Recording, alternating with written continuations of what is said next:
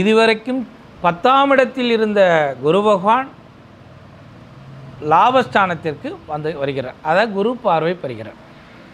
இது வரைக்கும் கடகராசிக்காரர்களுக்கு திருமண பாக்கியம் இல்லை, திருமணம் ஆகணும், நான் பொண்ணு பார்த்துட்டுருக்கிறேன், மாப்பிள்ளை பார்த்துட்டுருக்கிறேன், என் பொண்ணுக்கு கல்யாணம் நடக்கணுங்க, இந்த மாதிரி எல்லாம் ஒரு விதமான ஒரு வருத்தத்தை தெரிவிக்கக்கூடியதாக இருந்தது. கடகராசிக்கு அஷ்டமத்தில் சனி பகவான் இருக்கின்றார். அனைவருக்கும் தான தர்மங்கள் செய்வராகவும் சுபிட்சத்தை செய்வராகவும் சந்தோஷத்தை சொல்வராகவும் இருந்தீர்களானால் உங்களுக்கு யோகமும் பாக்கியம் பலமும் இல்லம் தேடி வரக்கூடியதாக இருக்கும். அதாவது உதவக்கூடிய குணம் உங்களுக்கு அபரிவிதமான ஒரு குணமாக இருக்கணும். குரு பிரம்மா குரு விஷ்ணு குரு தேவோ மகேஸ்வரம் குரு சாட்சாத் பரபிரம்மம் தஸ்மை ஸ்ரீ குருவே நமக. எல்லாம் வல்ல ஸ்ரீ காஞ்சிமகா பெரியவா பொற்பாதம் பணிந்து கொண்டு அன்பு எம்டிவி நேயர்களுக்காக குரோதி வருடம் சித்திரை மாத பலன்களை பற்றி பார்க்க இருக்கின்றோம். இந்த குரோதி வருடத்தில் சித்திரை மாதம் முதல் மாதம் சித்திரை மாதம், இந்த மாதத்தில் இந்த மேஷம் முதல் மீனம் வரைக்கும் இருக்கிற ராசிகளுக்கு என்னென்ன பலன்கள்லாம் நடக்கும், நாம் என்னென்னலாம் செய்யலாம், என்னென்னலாம் நம்ம வாங்கலாம் அப்படின்றத பற்றி நம்ம இப்போ பார்க்கலாம். அன்பு கடகராசி நேயர்களே, கடகராசி என்பவர்களுக்கு இந்த குரோதி வருடத்தில் சித்திரை மாத பலன் யோகத்தையும் பாக்கியத்தையும் பலத்தையும் தருமான அற்புதமான ஒரு மாதமாக இந்த மாதம் இருக்கும். இப்படி நம்ம திடீர்னு அற்புதமான மாதம், நல்ல மாதம், சுபிட்சமான மாதம், சந்தோஷமான மாதம் அப்படின்னா அந்தந்த கிரகாச்சாரங்கள் அவர்களுக்கு எவ்வாறாக இருக்கிறார்கள், என்ன பலன்களை தரப்போகிறார்கள், அவர்கள் எதை நினைத்தால் மாற்றிக்கொள்ள முடியும் என்பதையெல்லாம் அவர்கள் யோசித்து முடிவெடுத்தால் அவர்களுக்கு இந்த காலகட்டம் ஒரு அற்புதத்தையும் பாக்கியத்தையும் பலத்தையும் தரக்கூடிய மாதமாக இருக்கும். இப்போது சந்திரன், அதாவது கடகராசிக்கு இதுவரைக்கும் 10ஆம் இடத்தில் இருந்த குரு பகவான் லாபஸ்தானத்திற்கு வந்து வருகிறார். அதாவது குரு பார்வை பெறுகிறார். இது வரைக்கும் கடகராசிக்காரர்களுக்கு திருமண பாக்கியம் இல்லை, திருமணம் ஆகணும், நான் பொண்ணு பார்த்துட்டுருக்கிறேன், மாப்பிள்ளை பார்த்துட்டுருக்கிறேன், என் பொண்ணுக்கு கல்யாணம் நடக்கணுங்க, இந்த மாதிரி எல்லாம் ஒரு விதமான ஒரு வருத்தத்தை தெரிவிக்கக்கூடியதாக இருந்தது. கடகராசிக்கு அஷ்டமத்தில் சனி பகவான் இருக்கின்றார். இன்னும் நமக்கு ஒரு வருட காலம் சனி பகவான் அஷ்டமத்தில் இருப்பார். அப்போது அந்த கஷ்டமாக இருக்கும் இல்லையா, நிறைய கடகராசி என்பதற்கு நிறைய கஷ்டத்தை கொடுக்கக்கூடிய ஒரு தன்மை இருக்கும். அப்போ இந்த காலகட்டத்தில் அவர் எதை செய்தால் சிறப்பாக இருக்கும் என்பதை தான் நாம் ஜோதிடம் துல்லியமாக குறிக்கக்கூடியதாக இருக்கும். நாம் எதெல்லாம் பண்ணால் நம்ம சந்தோஷமாக இருப்போமோ அதெல்லாம் விட்டுருவோம். நம்ம எதை பண்ணக்கூடாதோ அதையெல்லாம் பண்ணி நாம் கஷ்டப்பட்ட பிறகு சனி பகவானால் தான் கஷ்டப்பட்டேன், சனி பகவான் என்னை வச்சு செய்கிறாரு, 7.5 சனி பகவான், அவரை வந்து திட்டி தீக்க வேண்டியது. அவர் எதை கொடுக்கல, மனசாட்சியை தொட்டு நீங்களே யோசித்து பாருங்கள். 7.5 வருஷ காலத்தில் ஒருவருக்கு திருமண பாக்கியத்தை தந்திருப்பார், அல்லது அஷ்டமத்தில் ஒருவருக்கு திருமண பாக்கியத்தையும் வீடு கட்டுற யோகத்தையும் கடன் மூலியமாக அதை கொடுக்குற விதம் அவர் கொஞ்சம் ஆர்ஷாக இருக்கும். ஒருத்தருக்கு திருமண பாக்கியத்தை தந்திருப்பார் 7.5 வருஷத்துலேயோ அஷ்டமத்திலேயோ அர்த்தாஷ்டமத்திலேயோ கண்டத்திலேயோ, அந்த மாதிரி காலகட்டத்தில் திருமணத்தையோ வீடு கட்டுறதுலையோ வேலை தருவதிலையோ அவருடைய தசாபுத்தி காலங்களிலேயோ அவர்களுக்கு வீடு மனை வாகனம் வசதி வாய்ப்புகள் கடன் அந்த மாதிரி நிறைய விஷயங்கள் அவர் மூலியமாகத்தான் நமக்கு நடந்திருக்கும். ஆனால் அவரை தான் நம்ம என்ன பண்ணோன்னா, அஷ்டமம் சார் கஷ்டமாக இருக்குது, ரொம்ப முடியல. ஆனால் எப்படி அவர் கஷ்டப்படுத்துவார் அப்படின்னா, முதல்ல உங்களை கண்டத்தில் வீடு கட்ட வச்சிருப்பார், மனை வாங்க வச்சிருப்பார், இல்லை கல்யாணம் பண்ணி வச்சிருப்பார். அப்போ அதை கொடுக்கும் பொழுதே சில கடன்களையும் பெற வேண்டிய ஒரு சூழ்நிலை பெறக்கூடியதாக இருக்கும். கடனை வாங்கியிருப்பீங்க. அப்போ கடனை வாங்கும்பொழுது என்ன நடக்கும் அப்படின்னா, அந்த கண்டத்தில் இருக்கும்போது அந்த விஷயங்கள் நடந்திருக்கக்கூடிய காலகட்டம்.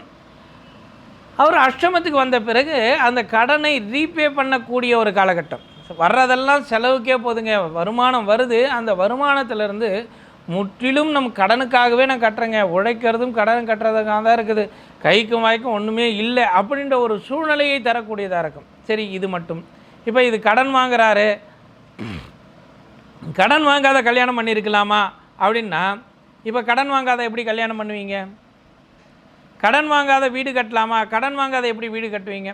அந்த இடத்தில் நீங்கள் இந்த கர்மாவை அனுபவிக்க வேண்டும் என்பது விதியாக இருந்து நீங்கள் அந்த கடனை வாங்க வைக்க வேண்டியது அவருடைய பொறுப்பு, வீடு வாங்க வைக்க வேண்டியது அவருடைய பொறுப்பு, மனை வாங்க வைப்பது அவருடைய பொறுப்பு. இந்த மாதிரி எல்லா வேலைகளும் அவர் செய்வதாக இருக்கும்போது நீங்கள் எந்த காரியத்தையும் செய்யவில்லை. ஆனால் அதற்குண்டான பிரதிபலனை மட்டும் நீங்கள் அனுபவித்து கொண்டிருப்பார். அப்போது அந்த பிரதிபலனை நீங்கள் எப்படி அனுபவிக்கணும் அப்படின்னா, எதுவும் நம்மதல்ல, அது அவரது தான். கடன் கொடுத்தவர் கட்ட மாட்டாரா அப்படின்னு யோசித்து, இறைவா நீ கட்டு. ஆனால் நீங்கள் எப்படி இருக்கணும்னா, கண்ணாடி மாதிரி சுத்தமாக இருக்கணும். அனைவருக்கும் தான தர்மங்கள் செய்பவராகவும் சுபிட்சத்தை செய்வராகவும் சந்தோஷத்தை சொல்வராகவும் இருந்தீர்களானால் உங்களுக்கு யோகமும் பாக்கியும் பலமும் இல்லம் தேடி வரக்கூடியதாக இருக்கும். அதாவது உதவக்கூடிய குணம் உங்களுக்கு அபரிவிதமான ஒரு குணமாக இருக்கணும். நான் தானம் செய்கிறேங்க, நிறைய செய்கிறேன், ஆனால் எனக்கு ரொம்ப கஷ்டம் வருது.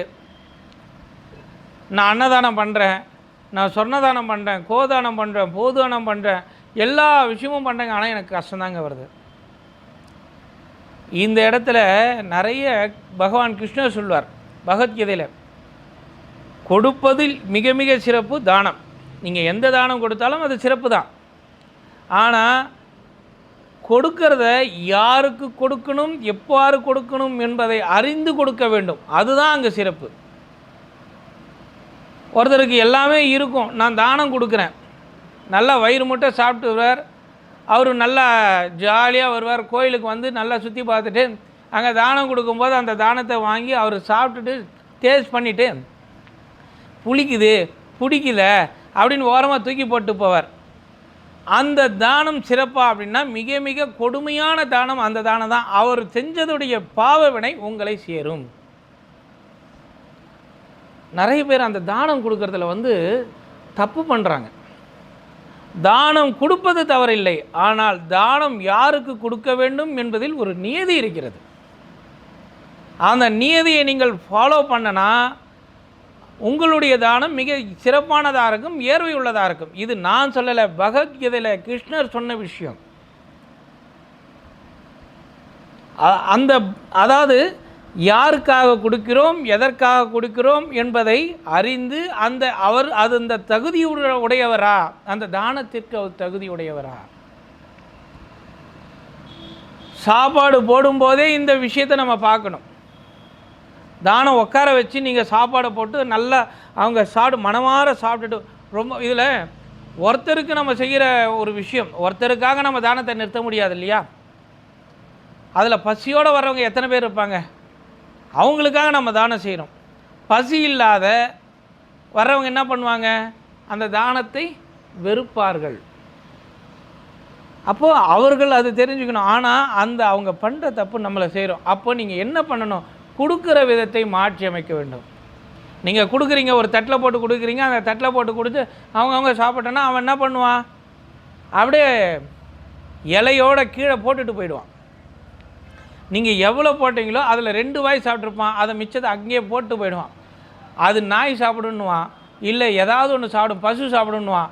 அது மண்ணுலேயும் புழுதிலையும் புரண்டு அது எந்த ஜீவனும் சாப்பிட முடியாத அளவுக்கு அது மக்கி ரொம்ப குப்பை தொட்டியில் போட்டு கிடப்பான். அப்போது மிக ஒரு கடினத்தை யார் கொடுத்தவர்களை சாரும். அதனால் நீங்கள் போடுற தானத்தை உட்கார வச்சு போடுங்க. அவர்கள் முழுவதுமாக சாப்பிடுகிறாரா என்று செய்யுங்கள்.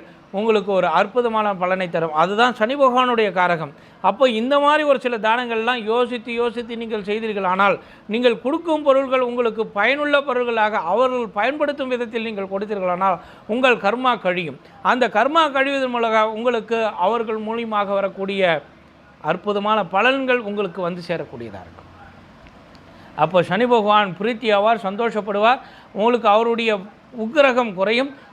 அவர்கள் மூலியமாக உங்களுக்கு யோகத்தையும் பாக்கியத்தையும் பலத்தையும் தரக்கூடியதாக இருக்கும்.